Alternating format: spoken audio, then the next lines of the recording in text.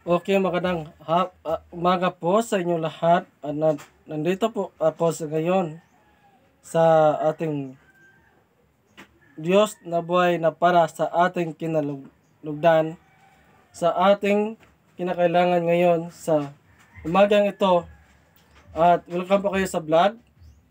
Makita ninyo ko sa YouTube channel at ngayon i-upload ko na to kung matapos ko ito ngayon.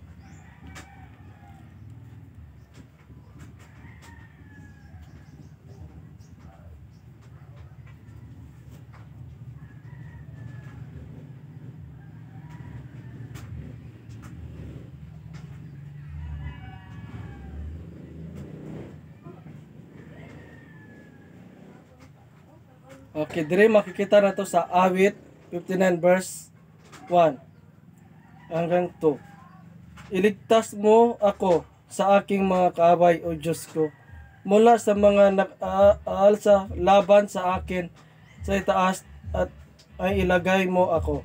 Iligtas mo ako sa mga gumagawa ng kasamaan, at iligtas mo ako sa mga taong sa dugo ay uhay.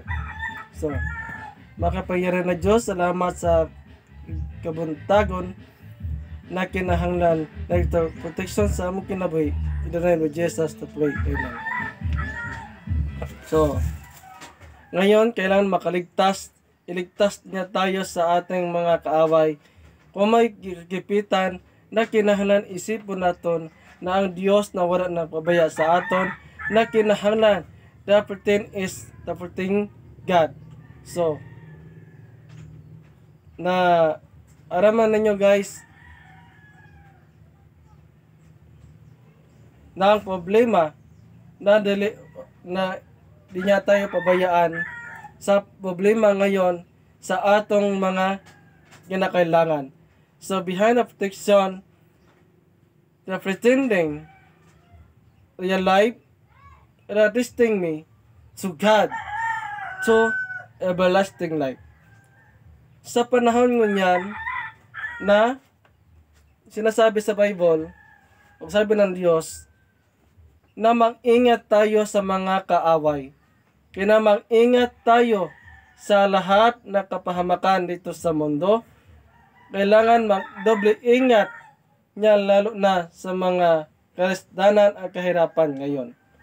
Sa problema ngayon na mismo na kita lang ang nakaproteksyon sa ating kinabuhi. Mismo tayong lahat nakasabi na ang Ginoo na wala na pabaya sa aton. Mismo lang kita lang ang nakaigwasin importansya sa ating buhay. Kaya kailangan isipon naton kung anong gawin nato ngayon sa ating buhay.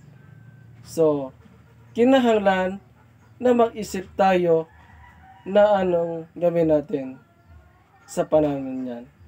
Salamat sa kabuntagon. God be the glory. Amen.